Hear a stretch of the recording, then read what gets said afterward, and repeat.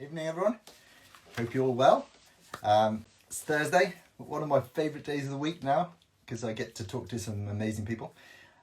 So last time we did one of these was just before Christmas, and we spoke to Lee Wallbank from IRG. I hope you all had a good Christmas break and a good New Year. And it's been a bit of a tricky start to the year in the UK. We're in full lockdown, but we're just making the best of it as best as we possibly can.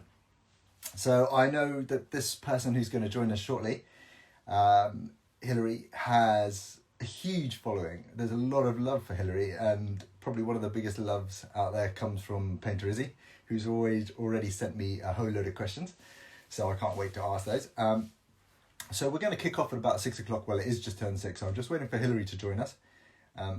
She is actually working, so I believe it is, well, we'll double check, but it's somewhere in the morning in Canada. So she's got a busy shop to run, but she's taken the time out to join us. So we'll just wait for her to log on. I'll send her a request as well once we're here. Let me just do this. But yeah, she's a star. So there we go. Yep. I can see she's just joined on, so she'll probably just accept the request or send me a request. There we go. Hey! Hey! How are you? I'm good. How are you? Yeah, good. What's the temperature out there? It's cold as fuck. I don't know. It's like zero, Straight in. 0 Celsius. So Oh. yeah, it's pretty Well, chilly. let's get on with this because we've got so many questions to ask you towards the end there. I need to make sure we got some room. So I actually watched the video that you did for me about 2 years ago. Well, just under 2 years ago. And I thought it was brilliant. So I'm going to put a link up for those of you who haven't seen it. It's something I did some time ago. It wasn't as well polished as this or refined. I sort of sent the questions over, but Hilary did a really good job. So I'll put a link up for that. But Hilary, for those of us who don't know anything about you, you run an all-lady body shop. And a couple of the questions that come through is, how did you get into this? And, you know, what made you decide to open up your own shop? So if you could give us some background on yourself, that'd be great. Yeah, for sure. So I got into this as here, like in Canada, we have it's called a co-op program. So in high school, if you're interested in a trade, you can kind of go out and do a job placement. So in my grade 12 year of high school, I kept getting grounded, and my punishment was my parents would take away my car. So, you know, being like 17, I'm like, fine, I'm gonna go pawn like everything I own. I'm gonna buy my own car, and the only thing I could afford was a 1970 Oldsmobile, which obviously was a huge rusty piece of crap. So right.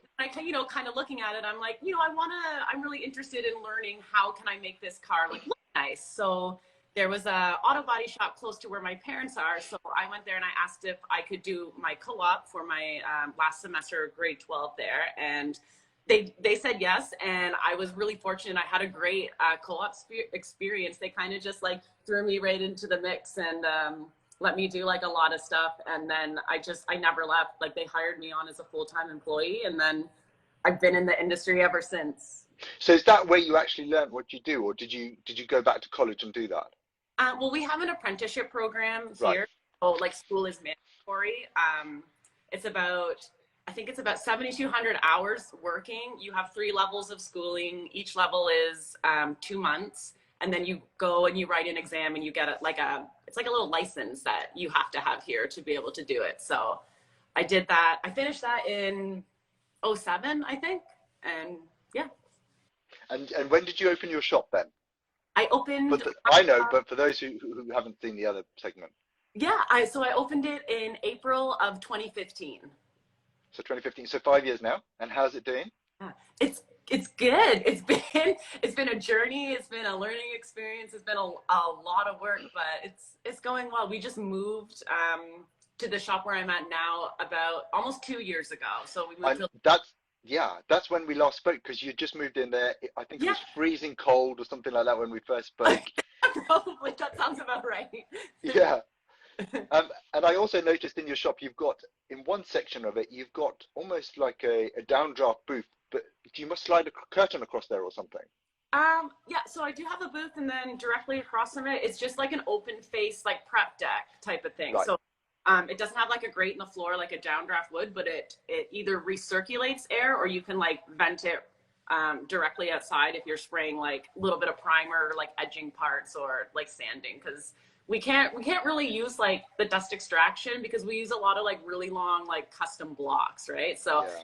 everyone's always like, oh my god, use dust extraction. I'm like, well, we can't really. Like, I understand it's like yeah, it would be awesome to have, but it's not really practical for what we do.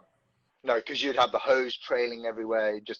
You'd actually add a lot more weight to that block as well, wouldn't it? If you were trying to pull the hose across. You know, some of my blocks are like 36 inches, so. Okay, so that actually brings me on to one of my next questions, which is, well, actually, before we come to that next question, what does your average day sort of take? What do you do in your average day? What does it involve? So I get up around 5:20 Wow. and I do a workout. Okay. And I'm at work around 7. Yeah. And I'm done here. Sometimes it's as early as 4. Sometimes I'm here till like 8. It's just really like dependent on what we have on the go. So that's my day. That's a good day. I like that. I like to start at 7 and ideally finish around 4. But it's like you said, you know, if you get snarled up on a job or you get pulled out to talk to somebody, it can sort of knock you all back a bit, can't it?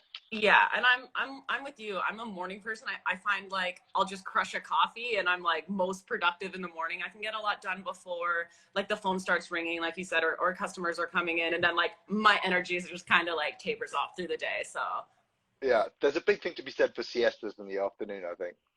Right?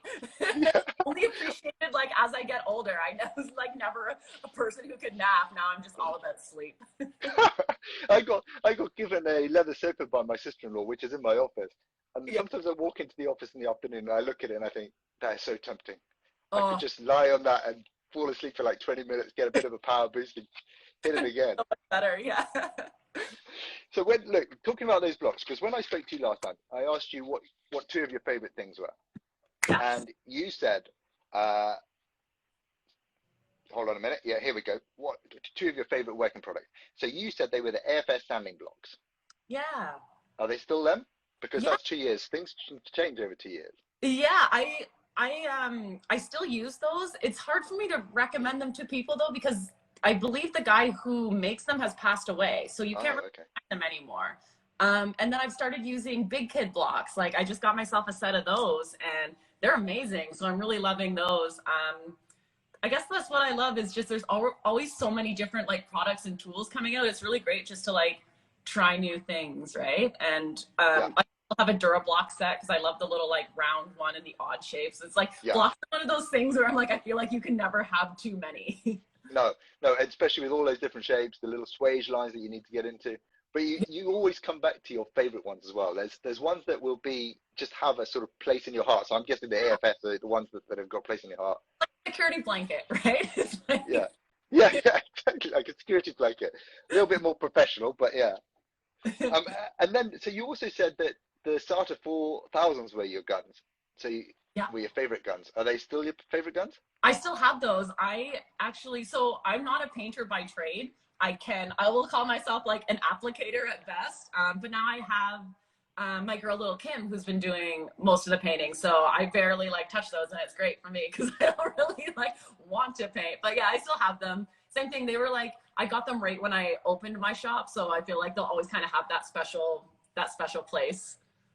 Security blanket. Yeah, yes, exactly. And then, so hopefully, if we can get some time, is there any chance of sort of having a little walk around the shop later and maybe you can introduce us to some of your team? Yeah, absolutely. Just let me know when I can pop out. Yeah, let's do that. And then, because you own an all-lady body shop. I do. That is quite unusual. I don't think I know anybody else who does. And I know you're always, well, maybe not on here, but on LinkedIn, you're always sort of fighting battles against this whole attitude against women in business. So we won't delve in that too much, but so it's a lot of respect there. But would you, and this is just a question for me, would you ever take on a bloke into your all body shop?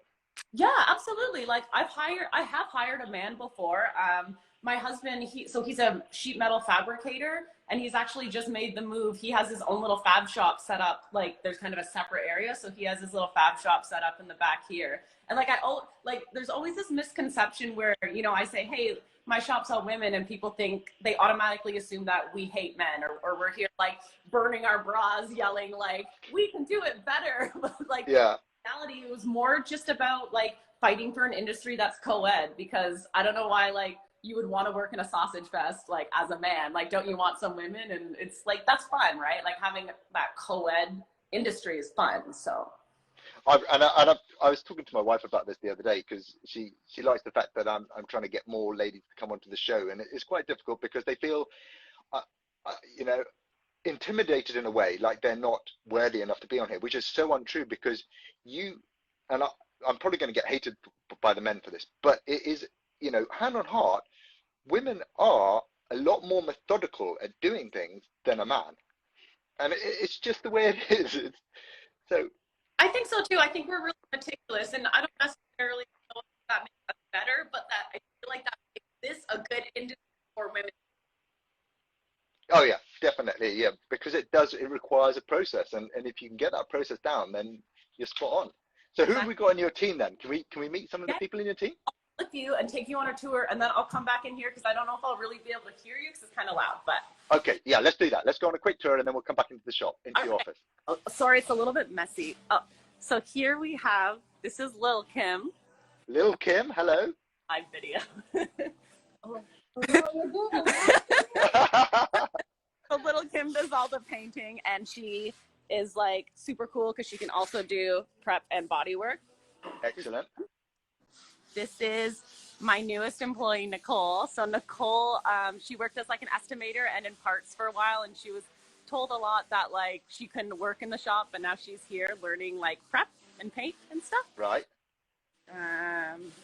Over here, this is Miss Vicki. So Miss Vicki, she moved to Canada from Portugal a couple years ago. So not only is she learning this trade, but she's also learning English. But she is extremely detail oriented and a perfectionist. So she's been working on this. We're doing this 64 Chevy C10. So she's been doing like body work on that. And then over here. Oh yeah, I saw this car on your post. Beautiful finish. Did Little Kim paint that?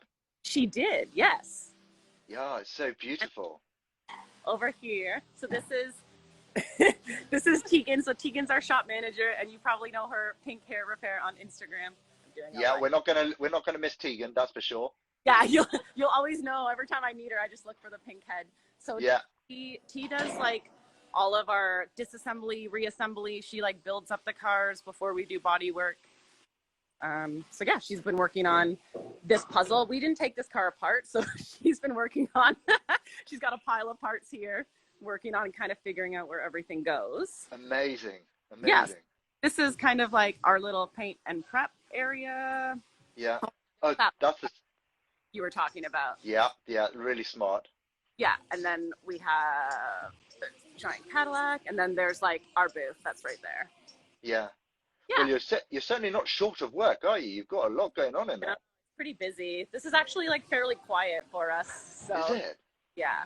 We'll go by Tegan, and then back here. So this is my husband, Dan. Hey, Dan. How you doing? This is Wayne. Say hi. We're doing our live. So hey, Dan. Nice to meet you. This is his little like fab shop. So like here's what he's working on. He's going to build a custom aluminum front end for this cool like Magnum drag car. So he's building like a wooden buck, and then he'll use like the English wheel back there, and he rolls all the aluminum, and it'll be all handmade. So has he got a Instagram page we should be following? He does. You can find it in my bio. It's Dan Fab. Is it Dan Fab? Yeah, it's linked in my personal bio. So you can there. Cool. I'll post that up and share that. Yeah, so that's it. We'll go try not to like walk into anything. Yeah, don't. I love your shop. It looks so cool. I just remember when I spoke to you 2 years ago, and you didn't have as much in there then. Just when you moved in and looking at it now, it's just like a totally different thing, isn't it? It's amazing. It is, yeah. Ooh, okay. So somebody, Sophie let me just pull that down. Sophie 452 asks, how many cars do you have on the go normally? I don't know how many we're in there right now, but that's pretty much like, that's like our kind of slowest with where we're at now. So, Where and do you like, store them?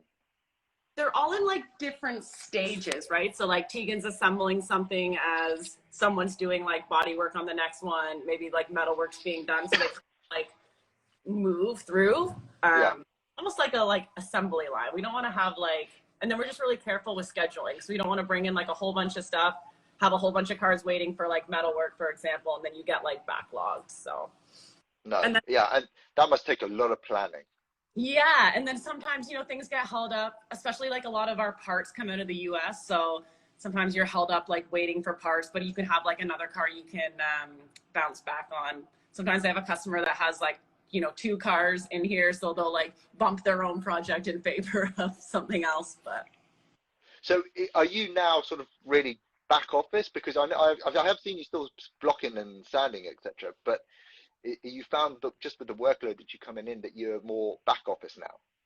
no, not really. I'm still like very, very hands-on, and I just try and, you know, I guess we're lucky in a way because we don't do collision. I don't have like a lot of customers like coming in for quotes and stuff all the time. So I'm able to keep working consistently, and then I just try to do like emails and voicemails like a couple times a day.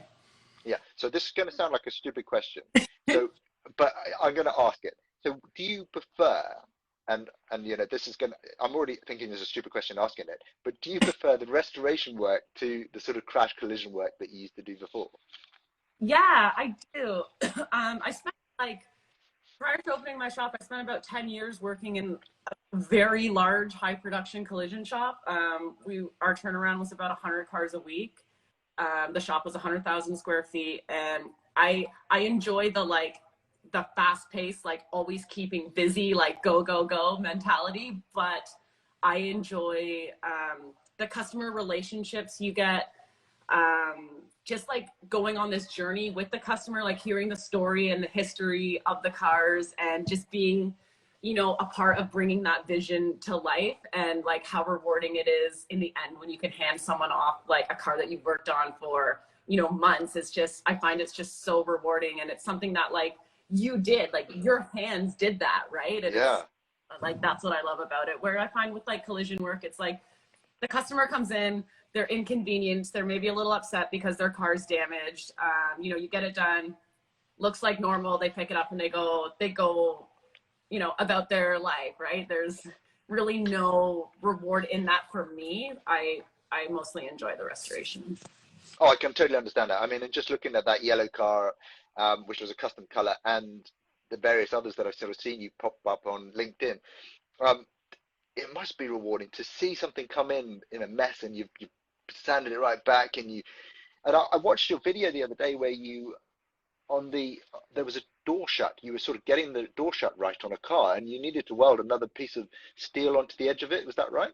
Yeah. So why did that not fit? Because that's what I was wondering. Surely the door, was that not the door that came on the car? How come it didn't fit? Why did you have to expand it?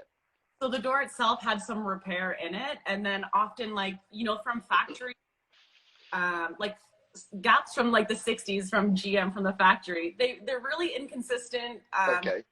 Straight. So a lot of times people want things gapped like very, very precisely. So, and it's often like a common thing I'll do with like that gold Chevelle, like it had aftermarket fenders. So I did the same thing.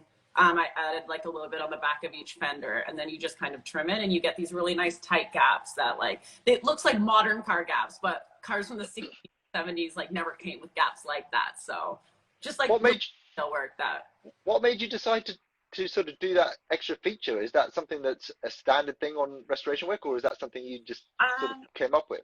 It's probably not so much on like if you're doing a true to factory restoration, but a lot of what we do are like a little bit custom. Like that Chevelle is more of, you know, a custom built car. It's going to have a modern motor, a modern color to it. So it's just like a little extra detail, I think, that like sets your quality of work a little bit above, you know, someone else who's just going to sand and paint the car. It's like, it's something that I really enjoy. Like I enjoy like perfect gaps and like straight body work, and like I like taking the time and like making them nice, and then I like you step back and you're like, oh, it looks so good. You can just sense the passion in Over yourself about the job that you do. who enjoys that. Yeah, but I got that last time we had our little, well, we didn't speak. I sort of sent you the video and then recorded it, and then you did your bit, and I could sense that passion in it. Then it's just, and it just comes out in clearly the way you run your business, which is great. So I've just got a few more questions here before we move on to everyone else. I've done the body shop. In your downtime, if you even have any downtime, what is it that you sort of do? Well, right now, so we've been in like COVID lockdowns for like, I don't even know. I think since like March pretty much. So like all our bars, our restaurants, like everything's closed. So, you know, even over like the New Year's holiday, like we're not allowed to have people over to our house. We're not allowed to. So I've just been working. Like I worked New Year's Eve and like didn't even really feel like a holiday. I'm like, well, you know, I don't like to sit still. Like I really try to not work Sundays and I can relax for like a day, but I'm very like anxious, like need to be doing something and I feel better like when I'm doing something and working. So I've just been kind of like working pretty much. See, I'm normally like that. I can't sit still, but I found that over the Christmas time and New Year, I did go into work to paint my workshop floor, but because I painted the workshop floor, I couldn't actually go in and do anything. So I found myself having to sit still, and I enjoyed it because I ended up reading, I think it was a book and a half, which I don't normally have time to do at all unless I'm specifically on holiday on a beach somewhere. Yeah. When you don't have any distractions. But yeah, the painting the floor probably did me a good thing, really. Yeah, forced me to like relax, and yeah, that's always. Yeah, and I didn't want to spend that money on the floor and then go in 3 days before it was totally cured and then rip it all up. And I thought, oh bloody hell, should have done that. Yeah, it's a bit tricky at the moment, definitely with the COVID. But it's good to see that you guys you can still obviously work in your shop and there's no issues there. Yeah, like we have like they're allowing what they call essential businesses to operate, which like fortunately automotive repair kind of falls under that. So for now, we're good. And what sort of, have you had anything in the last 2 years that we have not spoken like face to face that you've come into your workshop that you think we should, unless the rest of us should be aware of, any specific kind of tools or anything like that we should check out? I don't know. I'm trying. Blocks were definitely like one I would recommend. Even for like collision work, like they're not all huge. They have a bunch of different sets. I find like the acrylic super flat. Oh, hold on, we just lost you just there. So that was the big kids blocks, and I got the acrylic. Yeah, it makes, you know, your filler and even I like up into like wet sanding polishing really like flattens things out nicely. So those are great. Yeah, because I've seen those coming around. I've seen more and more shops sort of getting them and posting them on their Instagram pages, and in fairness, loving them like you do. Yeah, they're fantastic. You know, at first I was like, oh, these are kind of like weird. I don't know. And then, you know, I did that whole gold Chevelle in them from like, you know, body work up through sanding the primer, cut and polishing all with those blocks. And like, that was kind of like my first car that I did start to finish with them. And I was like really impressed. Like even the first time she sprayed it before we sanded it, re-cleared it to stripe it, it was like, you know, and that was like a silver base and a gold candy and clear. So like multiple paint layers, and it was still very like flat. So pretty impressed with them. Yeah, I mean, just a quick question. So how do you attach the actual paper to it? Has it got a Velcro on it? No, I use sticky, and the paper itself is sticky. So you just unroll it and rip it to whatever size you want. It sticks right on the. Oh, that's good. Okay. Yeah, see, because I don't do that sort of size work, it's not something that I've ever considered, but you know, just listening to you then saying that the smaller blocks, there are some places where you do want that sort of flat block, and yeah, I mean, I'll probably look into it a bit more. Yeah, definitely right. They flatten out like filler and primer, and I was like really impressed. I was like, okay, I like these. Well, that's a good endorsement if ever there was one, for sure. I've always like, I always love sharing things that help me, right? So like, Yeah. that's why I'll post products that like only that like I use, or that I would, you know, tell someone like, hey, this saved me time, or this made my jobs like better. So I'm always like happy to talk about what really worked for me. Yeah, and I'm exactly the same. I'll do that. I mean, I'll show another product, but you'll see me always using my favorite products, so to speak. So yeah. Sophie's got another question, and then we're going to have to hit Izzy's questions because Izzy sent me quite a lot, which I sent over to you. So Sophie's asked another question here.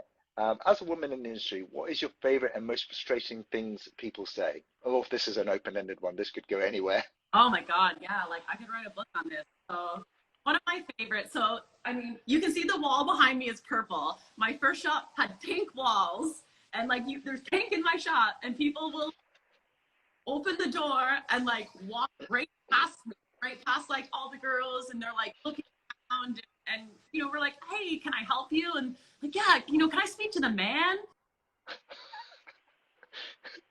I am the man. Yeah, just like, you know, getting asked to speak to the man. You'll see all the girls here, like, there's no men that work here. And it's like, it's just, for me, it's really funny that there's still like that mentality out there. Or my husband's here, if we're talking, they'll just kind of like bypass me and go like right to him. And you know, he's like, no, I don't own this shop. Like, this is my wife's shop. And then you get this look and stuff like that. So You must have a chuckle at that. yeah. So it's funny, like, I know I see like it bothers a lot of women, but it's like, it's, you just have to laugh it off, right? Like, yeah. you really let it get to you or get offended by it. No, you know, you've got nothing to prove because you can just see that by the work that you put out and the sort of what you give back to the community, you've got nothing to prove really. Yeah. But you're doing a great job carrying the ladies forward in the industry, and like I said, on LinkedIn you get a really hard time, and I see you come back with some fantastic answers to some of the posts on there. Yeah. So right, I guess that's like another one too. It's like, you know, you get these men who are like, you know, it's all women, like, and they lose their mind. Right? This is, you can't do this. I'm like, welcome to what like my life has been for 18 years. I've been told like you can't work here because you're a woman. Like, there's no place for you here. Like, this is what we all fight against. And if we're lucky enough to get hired at a shop, it's basically like, you're here, it's a privilege, like, shut up. I don't want to hear about any issues, like, just do your job. And like, we're grateful to have a job, right? So like, yeah. then for them to turn around and be like, this is sexist, it's like, no, like, fuck off.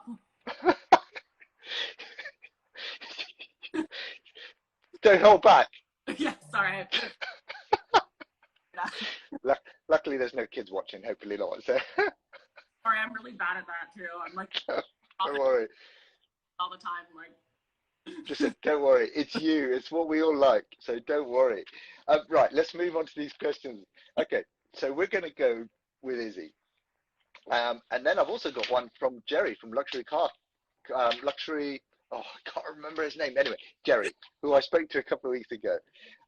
So Izzy wants to know, I want to know more about your business, Only Old Cars. I think we've covered that one. So yeah, you do, now you like the old restoration works and you prefer that, so that's cool. Any tips for a sister that also wants to start her own business? I think that's a really good one, but it could also be for blokes as well, because there's a lot of new guys out there probably lost their job because of COVID. They like the smart repairs, paint, car body repairs, restoration work, and they might want to look into this. So that's a really good question. Have you got any tips?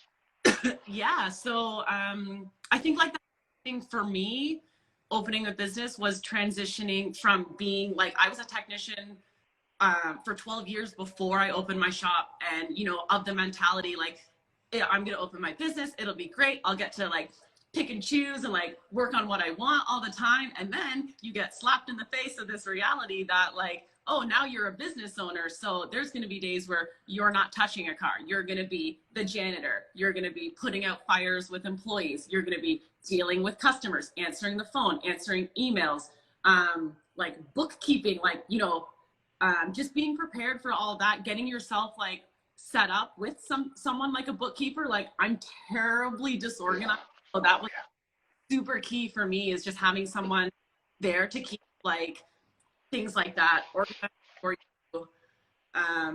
And just being aware that like it's not going to be you working on cars all the time. There's this whole other aspect of it. And if you don't like dealing with people, because that's really a lot of it is, it's like you are the face of your business. You have to get customers, quote cars, like, you know, put on a happy face sometimes when you don't want to. Yeah. You're the one like dealing with the problems when you're employed by someone else. If there's an issue with the car, like sure, it might come back to you and you might have to deal with like your manager, but you don't really have to deal with like an upset customer or any of that. So there's just, I guess, just be aware that there's a whole other side of it. And you know, like financially make sure you're in a good place, because even though you think you know how much it's going to cost, like there's so many hidden things that will pop up: expenses, equipment, payroll. Just, I guess, like just make sure you're really prepared. I feel like I was like pretty impulsive when I opened my business. Like I literally had $13,000 and paid my first and last month's rent and had like the bare minimum tools and was like, cool, I'll just like bootstrap this. You know, it was really hard. It's like, man, I don't even have like the $500 I need right now to buy materials that I can make $5, right? So just yeah, I would just say like be prepared. Like definitely like you can reach out. This is the great thing with like Instagram now, like reach out to other shop owners, like ask your questions, and yeah, just make sure that like it's the right thing for you. It's so rewarding, but at the same time it's like very time consuming and almost like life consuming, and it's hard. You know, I'm really fortunate that my husband was also a business owner for many years, so he understands where I'm at. But you know, it's tough. It's like some days it's like, hey, I can't make it home for dinner because I got to finish this car, I got to do this. And he's great, he'll stay home and he'll like cook me dinner and like do my laundry. So like I have that support system, but it can also be very demanding, like on a relationship or on a family as well. So Yeah, and it's all of those things, absolutely. And I think you've also got to have that willpower to get out of bed and go there and open that shop and have that drive, because it's not going to come to you. And sometimes I get people say to me, you know, I've had a bad day or things aren't going right, and I say it's like a wave. You know, you're going to have the great ups, and then you're going to also have the big downs, and you've just got to literally ride that wave every day, and it kind of just enjoy it. But you've got to do it. You've got to have that motivation, and you've got to have that preparation, like you just said. yeah, it's like it can be like so exhilarating one day and then you can be so low the next day, but you're right, you have to ride it out. So Yeah, and I'm really bad on preparing myself for stuff, so I fall into the lack of preparation camp. my God, me too. Yeah. Like I'm fine. Yeah, don't worry, I'll do that. And then when it comes into the shop, I think, what have I just done? Did I book that in? Yeah. I know. Like I guess too, like I've kind of, you kind of learn over the years to, I guess like I was bad in the beginning too about like saying yes to like every job. I'm like, wow, that really wasn't like a good fit. Like you really learn with customers, like it's not even so much about the car necessarily, it's about the customer you're working with. Like there really has to be that good vibe, because I've had some really amazing customers and I've also had some like really terrible customers. Yeah. And I think also, like you just said, learning what to say no to, because if you take a job on because you're always saying yes, yes, yes, I can do that, and then what that can have is that can actually have an effect on the quality of your work, because you take the job on, but you're not skilled enough to do it, or you don't have the passion for that job. And it's better to say, do you know what? That's not for me. I like this. I know I do this really well. And sort of let them down, but explain why. Yeah. And that's sort of how I am, really. Yeah, for sure. And like even for me, like in the beginning, I was so eager to say yes because like no one knew who I was, right? Like I was this new business. I'm like, yes, I want to do your car. And I was thinking like, if I told someone like, oh, I'm too busy, come back in 2 months, that they would just go somewhere else. And then you end up with like way too much on your plate. You're not going to be able to make people happy because you can't get things done in a timely fashion because you're so overlooked, but because you're too scared to say no. So being able to, I guess, like set those boundaries, like I can do your car. It's going to be 3 months before you can bring it in, and just being okay if they walk away, because bringing it in anyway isn't going to make them happy. So no, and it puts the stress. Yeah, sorry, it puts the stress on you, and it you know, you feel. Yeah, I totally agree. That's what it is. It's just saying exactly what you said. I'm happy to do it. This is when I can fit it in and do a good job on it. If that doesn't work within your timescale or even your budget when it comes down to the money of it, you know, then maybe I'm not suited for you. Yeah. And that's a hard thing to be able to say. Yeah, and also too, like setting boundaries with customers. I use my cell phone for business, so most of my customers have my cell number, but that can also, you know, then they think that's free reign. Like I'm going to text you and call you like Sunday at 9 o'clock to talk about, hey, I'm thinking I'm going to change my interior color, right? From like you need to, hey, this is my number, but these are the hours you can reach me. Like just not being at everyone's call like all the time, right? Like Yeah. Boundaries for yourself, because you can't go home and like my husband will tell me this too. It's like it's 9 o'clock. Like why are you like quoting doing this? Like you need to just like boundaries to be like, this is like my time to relax, or else you're like you said, you'll stress yourself out. You'll make yourself crazy. Like there needs to be like boundaries between like work time and like personal time. Yeah, I'm terrible at that, and especially with social media. I'm sort of answering people because of the States and the UK difference in time. I'm answering people, and Sarah will say the same to me. She said, "What are you doing?" I said, "Well, they've just sent me a question." Yeah, but it's 9 o'clock at night, and so it's yeah. I know. Right, come on. Let's. I really want to get all these questions in before we have to go. So we've done that. She's asked, "Did you school?" So we've done that. And anybody work in paint also. We've done why have you only got girls. You don't only have girls, it's just what suits you at the moment. So that's fair, and I totally understand that. What made you decide to run your own business? We haven't done that one. Yeah, I don't really know whatever sparked that in me, but it was always something like when I first started, I always knew that one day I wanted to have my own shop. You know, kind of like working throughout the years, I'm like, you know, but there's so many shops out there, like what's going to make mine different? And then at the same time, because when I first started in this industry, I didn't know any other women who did it. Like there was no Instagram or like Facebook really to like even connect us. So then throughout the years, I started, you know, to slowly meet more women that were in this industry, and just kind of hearing their stories of like struggles or what they face. Like I'm really fortunate that I had a very, I'm going to say, good upbringing in this trade. Like I didn't really face a lot of discrimination, and I'm really like thick-skinned in the way that it bother me. But you know, kind of hearing their stories was what made the idea click in my head. Like, hey, why don't I open a shop that's, you know, women owned and operated, and hopefully we can kind of show the world that like, hey, we can do this, and like, yes, this is a place for women, like you can absolutely do this job. And so I guess it was kind of like those two things just like connected at the right moment in time for me. And here And you know, just do a little walk through your shop there just shows how well it's working. So, you know, congrats on that. Jerry wants to know, and I think we kind of actually did this a little bit, sort of what sort of things annoy you, but what's your favorite part of the job, of the trade? What's your favorite part in the trade, and what's the bit that you hate of the trade? Oh my God. Okay. So I hate like reassembly. I don't really even like taking things apart because that just makes me like super angry. So that I try to like avoid, and like that's why having Tegan is great. So that's like my least favorite part. My favorite part, and I think what I'm best at, is like the filler work, like block sanding cars. Like when I did production work, that's like predominantly what I did as well. So I feel like very confident in that. I feel like I'm pretty good at that. So it's also enjoyable for me. But I'm really excited to learn more like metal fab stuff. Like I can do basic like welding, but I really want to like expand my skills in that.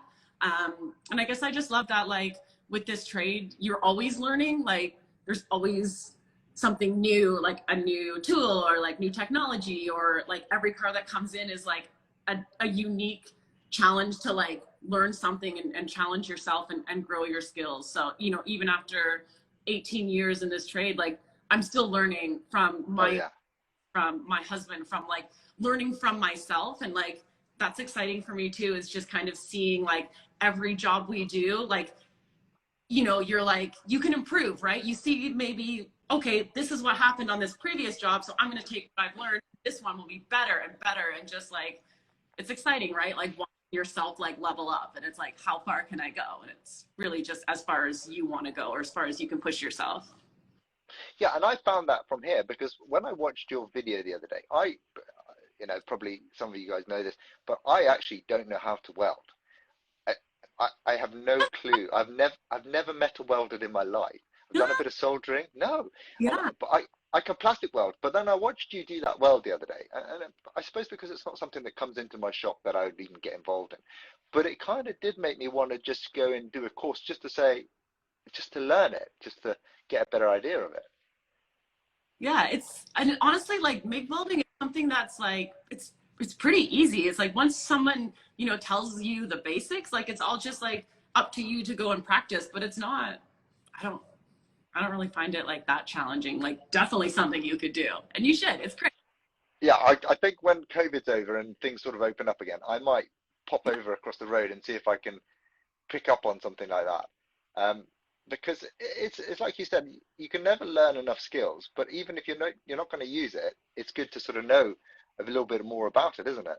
Yeah, yeah, absolutely. Like you don't have to be a master of everything, but it's good if you can like, you know, at least understand it and like get yourself through it. Like I can paint a car, but I'm not a painter, and I would never have a job as a painter. But like if I have to, I can do it. I've done it, right? Like I have learned enough of that in a pinch you can, and that I feel like that also makes you like, especially in COVID times, like a very desirable employee, I guess, if you can do a little bit of everything. Like it only benefits yourself, right? Oh yeah, definitely. Um, it's just I don't know why. I think because of my background and sort of the way I grew up, I didn't have the chances to do that, and or I didn't understand. I think I probably didn't understand the benefits of learning. For Yeah. me, for me, there was much more fun stuff to do than to actually learn stuff. And as I got kind of older, I've now sort of wanted to learn as much as I possibly can and experience new pieces of equipment and how it works in the workshop. And it's you know it's allowed me well, Instagram's allowed me to do that because of the community we got on here and being sort of able to share and help stuff with people. And then I see people like yourself and I see loads of other guys, luxury cargo. I mean, obviously, I'm not in that sort of league and I don't do that sort of work. But what it makes me want to do for myself is it makes me want to be better, and it makes me want to do my job better or keep my workshop cleaner and Yeah. all these little things that if I hadn't joined here, and honestly, if you had seen my workshop sort of 3 years ago, I had stuff everywhere. It's just it was it was a mess, you know. And it's not that I took a lot of pride in my work, but I didn't take a lot of pride in my surroundings. Mhm. And so, but seeing stuff on here and the way people do stuff and work, it's just sort of also made me work a little bit smarter and better, and it helps all round, really. It does. Yeah, absolutely. I agree. Did you see that? Izzy's just sent us some more questions. Let me see what it was. I can't actually see her question, so I think no, I can't. She sent some more questions, but I'm not sure where she sent them, so I can't see them. Oh no. So, Izzy, if you sent a question, you'll have to come and put it on here so we can ask Hilary what she's got. What she's got. So what's the next big project apart from the ones in your workshop? Anything really that we should sort of keep an eye out on that you're super excited about?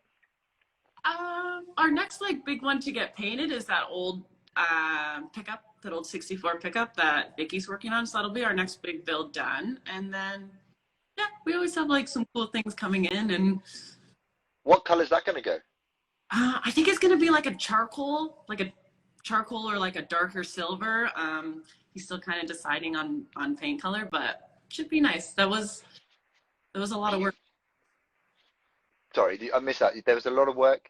There's a lot of work on that one. So it's always rewarding to see them done when you've like, it came in running driving truck and it's just been like completely dismantled. And I think we did the floors, firewalls, rockers, cab corners on it. So it's cool to see them like getting closer and closer to paint.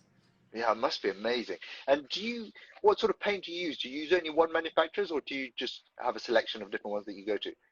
We predominantly use PPG, and we've done the occasional car in BASF. And like the Chevelle, that orange Chevelle, it was like customer provided his own paint. So the base was custom mixed in-house of color, and we use Glazerite 210 clear on it.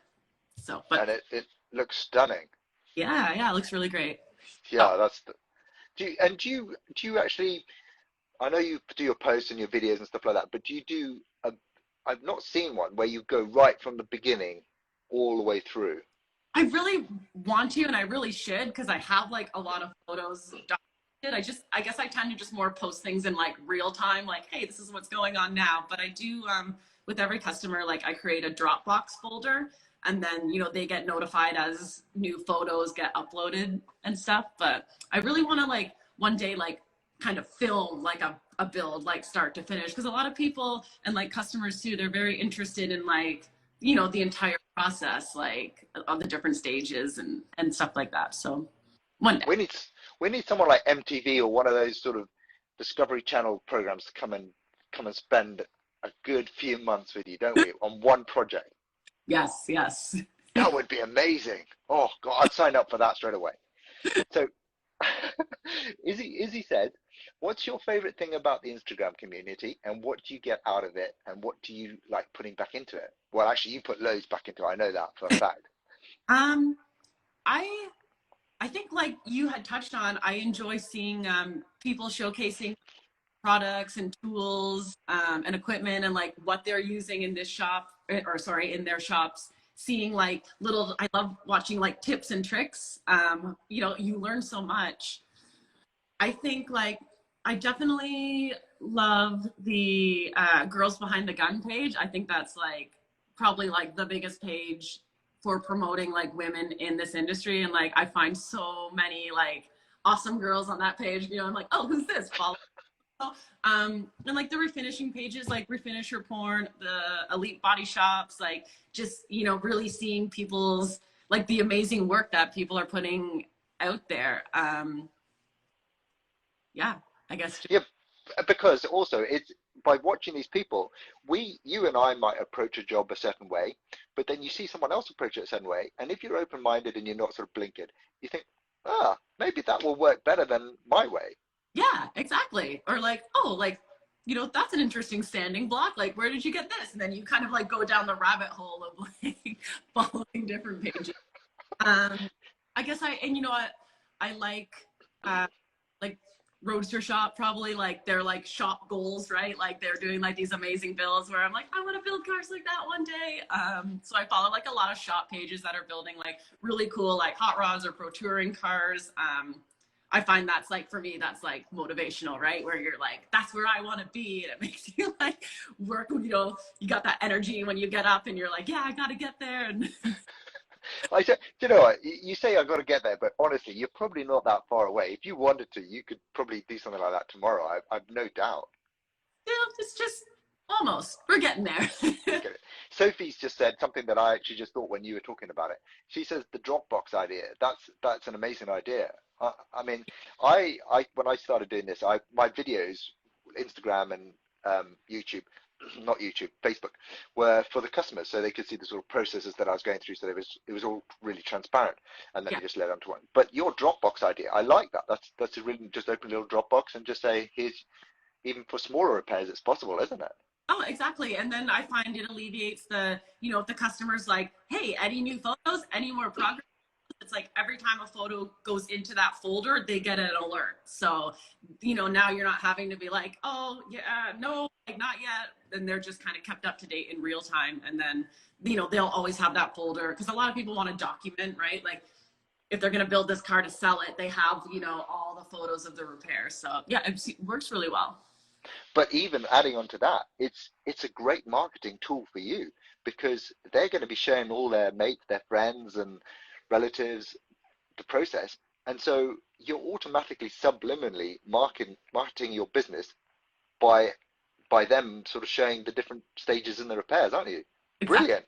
Yeah. I love it. I love it. That's brilliant. I'm gonna nick that off you, if I may. Yeah, and it's like, you know, it's the app on your phone, so it's super easy to just like snap a photo and like put it right in Dropbox. So it works really well. I love that. Something else that I do as well with customers, if they comes into my workshop and I find that there's a little bit more damage, and it's so good now with technology. You can WhatsApp it or FaceTime it. I actually do them a little video. So I'll call them up and say, look, can I show you around and just show you where we are, what I've found, how would you like this addressed? And I think they really appreciate that as well. That's Really smart too. That's a great idea. Yeah. yeah. So customs cars and collisions. He's a little sneaky one. He's coming onto the show soon. We're just working on something at the moment. He says making the videos is fun, but time consuming. Oh my God, it is so time consuming. You know, you can get you on your phone, you can do a little video, but that's not the bit that takes the time. It's the then putting that whole video together and sort of putting it like a little storyboard, isn't it? Yeah, it is. And you know what? Like, I feel like I struggle with that a lot too. It's, you know, and I think there's a lot of pressure on social media where it's like, you know, things have to be like perfect and polished. And like for women, it's like your hair has to be nice. You have to have makeup. But for me, I've just gotten to the point where it's like putting out like content, even if it's not perfect or perfect lighting or your shop's dirty or like just putting something out is better than like not doing anything because you're worried about like not looking perfect or what people will say. Like honestly, like you could have the nicest picture, the cleanest shop, the whatever, and someone will always find something negative to say. So like I think it's just getting over that. Like some of the videos, you know, I just like prop up my iPhone and film like a 2-second video of just doing whatever, and it's pretty easy. And I'm really trying to like get better about posting like maybe once a day. So. Yeah, it is tough though, Hilary. I mean, it's like a whole different job on its own, really, doing that. So another question that came through is, do you still use Verkla G360? I mean, I personally love it. That's my go-to polish for me. I do, yeah. That's probably like my favorite one. I used it on the shell. I love like the little like wool pad too that comes with it because it's like it fits in right, like with all the like, round things. I'm like, it's fantastic. I really enjoy it. So in Canada, have you got the 77mm mop head as well as the 150 with the wool? I just for have the Verkla. I've only ever seen the small one. Like previously I used the Norton wool pad. That was like, I can't tell you. Okay, so when you say small, you're talking like 150, aren't you? 150 mil. I think so. Yeah. Yeah. So they do another one, which, and it's quite difficult to get a hold of, but if you can, it's a 77 mil. So almost half the size of that. And it's perfect for little smaller, tighter areas. Awesome. It's exactly the same, but just a little baby one. A little baby one. That's great. Yeah. But it's fantastic. Oh yeah. I mean, I personally, I know everyone's got their favorites, but I've struggled to find one that sort of can do what that does, and the way that I want it to do, really. Yeah, I've struggled to find one that like buffs things up quickly and doesn't die back. Yeah. In a lot where they'll buff up really quickly, it looks beautiful, but I think like for me, because we don't just like buff them and kick them out the door, like they often get buffed and then reassembled, so I really have time to observe like, is it going to start to like die back a bit? But like this one really holds its shine really well. Yeah, definitely. And because a lot of my customers are repeat customers, so they come back every couple of years if somebody scratched their car, and I get to see my previous job, so I get to see also how the polish has performed over that period of time. And if it lasts 2 years, for me, then it's a win-win, isn't it, really? Oh, that's fantastic. Yeah. So we've got 7 minutes to go before we get cut off. Do you do motorbikes? Somebody asked. I've done a little bit of paint work on motorbikes. I don't do any like airbrushing or pinstriping. I do have that, but I've done a couple. Yeah. Are you any good at airbrushing and pinstriping? Is that? Oh God, I can't even draw a stick person. Like I'm so not artistic. I wish I was, but I'm not at all. I know. just some of the guys out there that do the airbrushing, it just blows me away. I've got Jagged Edge coming on soon and chatting to him, and I just wouldn't even know where to start. I just think, how on earth do you get that so smart? I know. It like it blows my mind. I'm in such awe of anyone who's artistic, but like I know it's not me, so I don't even like look at an airbrush. But isn't that funny? Because you know, here we are. You look at the job you do. You can say that's an artistic job that you and I do, and all the other guys on here and girls. But yeah, there seems to be different levels because what we're good at. This doesn't mean that I can pick up a little airbrush and come up with some funky. I just couldn't even think of the design. That's the problem. I wouldn't even know where to start. Like, how? I know.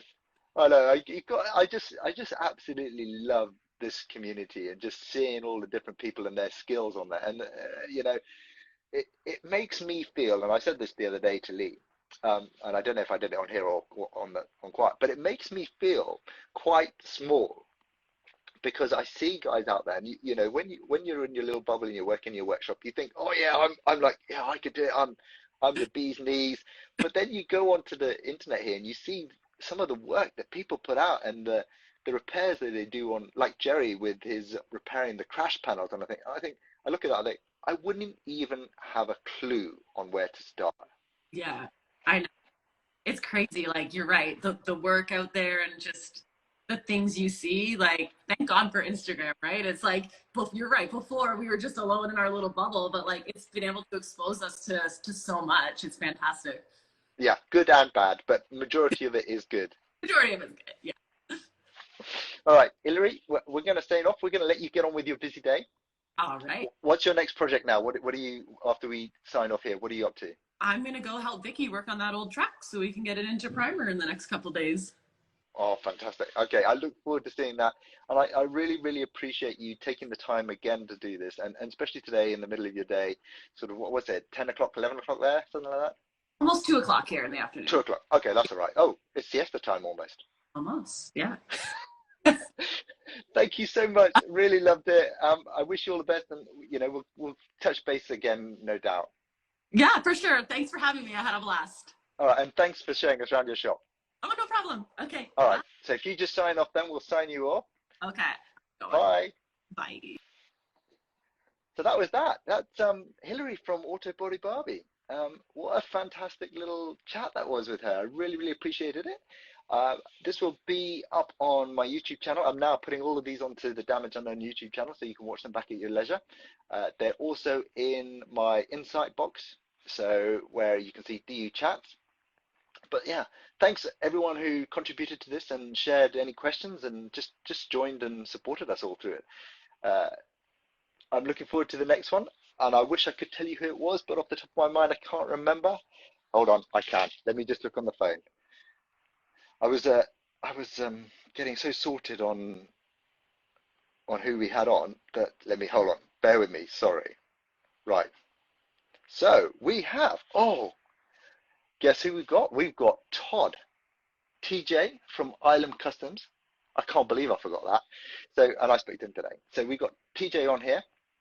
Really looking forward to talking to him. He puts so much back into the community, and he's just a really nice guy. And he's had, let's say, an interesting past to where he's got to now. And it just shows you that you can have some sort of rough sections in your life, but it's what you make of it afterwards that counts. So yeah, join us next week at 6 o'clock when I talk to TJ, and thank you very much everybody for tuning in. Have a good evening and stay safe.